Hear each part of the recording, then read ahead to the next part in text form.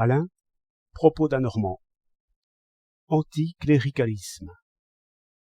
Si l'on discute longtemps avec un adversaire de mauvaise foi, on arrive à dire des sottises. Tous ces cléricaux, si on les prenait au sérieux, nous conduiraient à écrire des manuels scolaires ridicules. J'entends qu'ils seraient des pamphlets fort bien faits contre le pape et contre le roi.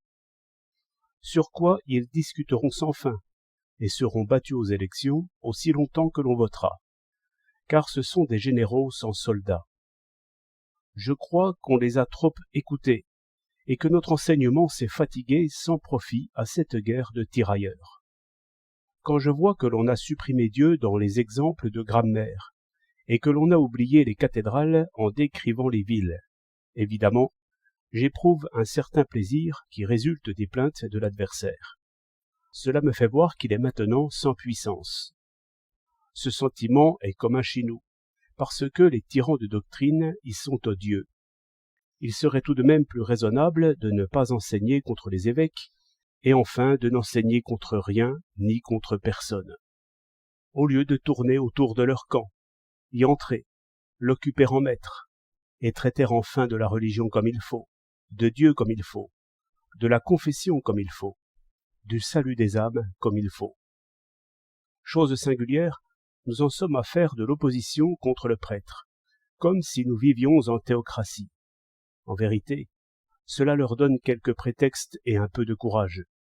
Si nous expliquions ce que c'est que la religion, en la prenant comme chose naturelle et humaine, et en vue de montrer en quoi elle est vraie, on arriverait à justifier le bon prêtre et à démasquer le jésuite.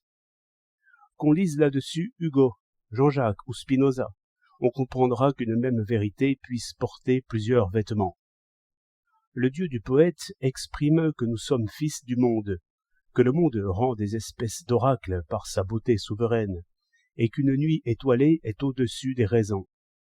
Le Dieu du moraliste exprime que le méchant, s'il tue le juste, ne tue point la justice, et que toutes les ruines n'écrasent point le droit.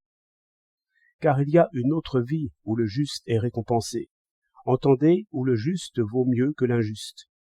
Et le succès, la richesse, la bonne chance n'y pèsent rien. Cette vie est éternelle, mais il faut bien l'entendre. Elle est de ce monde. Il y a une humanité où le tyran n'entre point en menaçant, où le riche n'entre point en payant. Cette justice, qui est la justice, vous ne voulez point l'appeler justice de Dieu, mais comment l'appeler? Car ce n'est pas la justice des rois, ni celle des magistrats. Il y a une forteresse, certainement, où la force n'entrera point. Le jésuite n'y est point, mais le vicaire savoyard et l'évêque bienvenu y étaient avant nous. Platon aussi, Spinoza aussi. Spinoza passait pour athée. Il voulait pourtant retrouver la vraie religion et la vraie doctrine du Christ. Il enseignait que celui qui comprend et aime la nécessité est à l'abri des passions et de la mort. La bonne femme, qui dit son chapelet, essaie de penser la même chose. À croire que sa religion est dans les petits grains de bois, nous risquons d'être plus idolâtres qu'elle. 1er janvier 1911.